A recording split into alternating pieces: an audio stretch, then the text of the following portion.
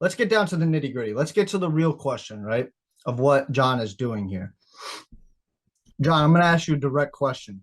And I don't want any slickness. I don't want any Go on. spin-offs. I don't It's want me. any diverting. I want you to answer it. Should Tom Brady walk away at the end of the season? Is he washed? No, he's not washed, but his team stinks.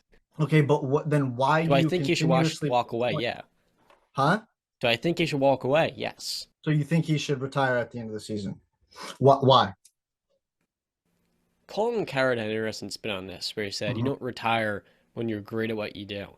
I think Tom Brady's good, but at his age, on the team he's playing for, I Mhm. feel like, given all he has accomplished, if I were in that position, now keep in mind I am not, so I'm really just talking out the wazoo here, I think I'd walk away at 46 years old. Walk away. So so you're saying he's not great anymore. So I ask you, you see a dip in accuracy then?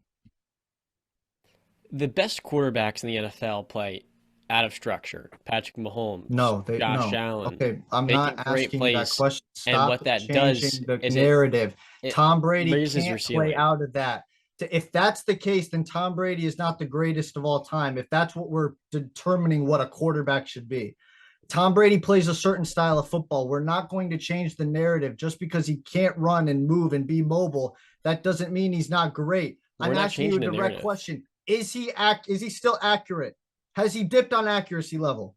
No, but his team's worse and they lack Okay, explosiveness, but so he's I'm been less asking effective. specifically, John. Stop again. You're being slick. I'm asking you specifically about Tom Brady. We're focusing in, honing in on Tom Brady. I can Okay. tell.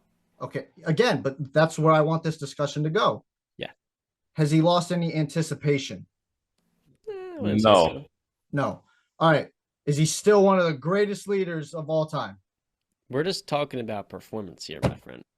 To answer the question, John. That's what I'm saying, John. Just answer the direct questions. I saw him berating his offensive linemen like they're Okay. his Do you want to kids really get after into not that? practicing for an entire Why week was of the he doing that? Steelers Why was he doing that? because they were giving up a lot of No, because what was pressure. he dealing with off the field that we finally got a realization of what he was dealing with off the field? His Some teammates spoke family. about it. He was I'm going not through a sure. divorce. Nobody knew that he was going through a divorce at the time. We thought something was going on. We thought they were trying to fix it. I wasn't going to comment on it at the time, but now that it's been publicized and finalized, and he was going through a divorce. Did, let's go past Sunday then. Did you see him berate his offensive line or any of his players last Sunday? No, Not that you I can didn't. recall. No. Why is that then? Is he not on edge anymore, maybe? Is he not having to deal with all this pressure and stress, extra stuff that's dealing off the field that we have as humans and men, we have no idea what that feels like going through a divorce. We don't. With kids, with all that money and all that stuff, we don't know what that feels like and what they're going through. So all that he felt rejuvenated on Sunday. He looked different. He wasn't berating. So I'm going to chalk that up to him dealing with something off the field and being angry and upset and on edge at every moment. And his offense, his players around him kind of spoke about that. They hinted at it. So again, I'm good leadership wise. He's not lost any leadership. Can he still manipulate the pocket better than anybody, even without his mobileness? Yes. Is he still clutch? Yes. Has Ability. nobody seen more defenses and schemes than Tom Brady? No, nobody has. So again, the only thing I can give to you is arm strength has maybe dipped a smidge because he's 45. But can he still chuck the ball down the field? Yes. Yes. It's still an above average arm. It's just not what it once was. He's still got a better arm than what Drew Brees had towards the end, what Yeah. Peyton Manning had towards the end. So again, he's second in the league in passing yards. He's got a 65% completion percentage, which is higher than your boy Josh Allen and higher than Aaron Rodgers and just behind Patrick Mahomes. I just I try to understand. So why would he walk away when he fundamentally is still playing great football? He's not playing just good. He's playing great. Because if he was playing just good, this team would not be 4-5. They wouldn't. They'd Well, be worse number because he would one, be turning the football over, which he leads the league in NFL in touchdown to interception ratio. This episode is brought to you by our friends at Best Amp. When it comes to sports betting, guys, all of us want to make the most money, want to get the best bang for our buck. And with the Best Amp app, what they'll provide you with is the best odds across the sports betting market. All you have to do is download their completely free app and sign up for any of the variety of sportsbooks out there so that you can give yourself an edge in the game. Be sure to bet like a pro with the Best Amp app. Not only is it free, but it provides so many other perks. Custom betting trackers. If you want to sell any picks, and there's no commission, royalty free. You get the entire cut. Thank you to Best Amp for supporting our show. And as always, let's get back to it. Number one, Tom Brady is also the greatest of all time. And as a sports fan, I feel like once you're clearly the best at what you did, and you're in a situation where you're sold in a position that is not very good. In terms of position, I mean the franchise you're playing for, the coaching, the support. Generally speaking, the Buccaneers are a bad football team. And what I said before was Tom Brady's not a top 3 or 4 quarterback because he hasn't played out of structure the same way a Mahomes or an Allen have, and clearly can still do with their age. And then you said, hold up, does that mean we're going to rewrite things and say he's not the greatest of all time? That's not what I'm saying, because greatness, that's about accolades, it's about accomplishments. And performance is about what you're capable of. And why this matters is because Tom Brady's in a bad situation, he can't just carry them like he's a prime 25-year-old Patrick Mahomes, the way he has shown the ability to do so under pressure. And so that's what I'm getting at here. Because Tom Brady's in a bad situation, why not walk away now? Because when I look at a Michael Jordan, and he had his last 2 years in Washington when he was 40 years old on a bad team, it does really feel necessary. It does. Because timeout.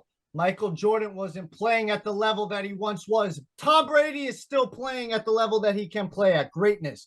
And you say greatness is based off accomplishment accolades. No, it's not. Stop changing the narrative. There is no saying somebody's the GOAT and saying somebody's the BOAT, the best of all time because of their skill set, is such an ignorant statement. Greatest of all time. Everything is put into that. It's accomplishments, it's accolades, it's what you did on the field, it's your skill set, your talent level, everything.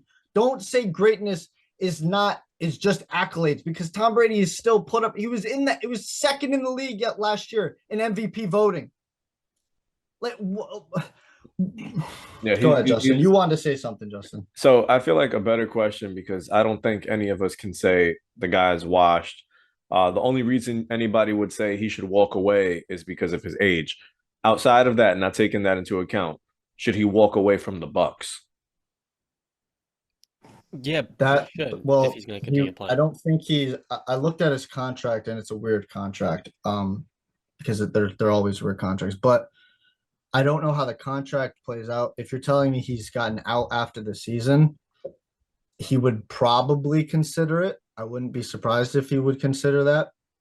I wouldn't like it specifically just as a fan speaking. I don't like it when these great players play for different teams that I really hated it obviously when Brady left the Patriots, but now that you've just picked two, the Bucs should be your final ride unless you're going back to New England, which I don't know if that's even in the cards, but it would be a one hell of a story, wouldn't it? For me personally, right, I don't think he's going to walk away. I think I did say a couple weeks ago or a month ago that I think he's going to walk away at the end of the season, but I think that was strictly due to what was going on in his home life. Now that has been finalized and ended, I think Tom Brady is going to stay. I think Tom Brady's not going to retire because I think that was the only thing holding him back. I think this man loves football than anybody can ever imagine. I think it's his number one passion in life, besides his kids. So for John to say, I don't like it when anybody says, right, that he's so great, why not just walk away? And it's the simple answer is you don't get it. Because and it's not a slight, I'm not disrespecting anybody because I'm not on that level either, but none of us get it because we're not on that type of level. We don't understand unless you are like Michael Jordan is probably the only person that can really relate to what Tom Brady is doing. That's really it. Okay, so everybody else really just has to look at it and be like, we don't understand the level of it.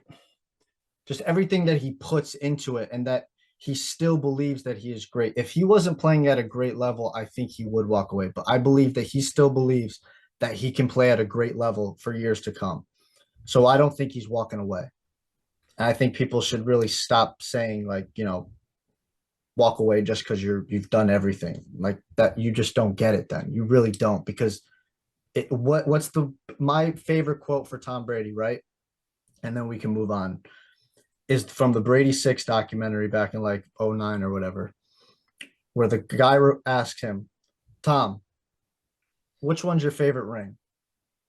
And he just answers, the next one. And that literally just portrays Tom as everything. It's always about what's next. He's the greatest winner because he wants it more than anybody else. So let's go, Tom. Can't wait for Sunday morning, baby. Oh, I cannot wait, John. This episode is brought to you by our friends at Best Amp. When it comes to sports betting, guys, all of us want to make the most money, want to get the best bang for our buck. And with the Best Amp app, what they'll provide you with is the best odds across the sports betting market. All you have to do is download their completely free app and sign up for any of the variety of sportsbooks out there so that you can give yourself an edge in the game. Be sure to bet like a pro with the Best Amp app. Not only is it free, but it provides so many other perks. Custom betting trackers. If you want to sell any picks, and there's no commission, royalty free. You get the entire cut. Thank you to Best Amp for supporting our show. And as always, let's get back to it. By the way, you guys never discussed the stakes of your bet. We did $25. Remember? Oh, that was it. $25. Yeah, you put it in. And if Put it in. the Buccaneers lose the Seahawks, B Cap will owe me $10 because that's how confident I am in my Hawks. Call me crazy, but I've watched football this year. I'm putting money on them, and if I got money on them, I'm going to back them up the same way you back up Baker, but the difference is you do it for free. I do it for $10.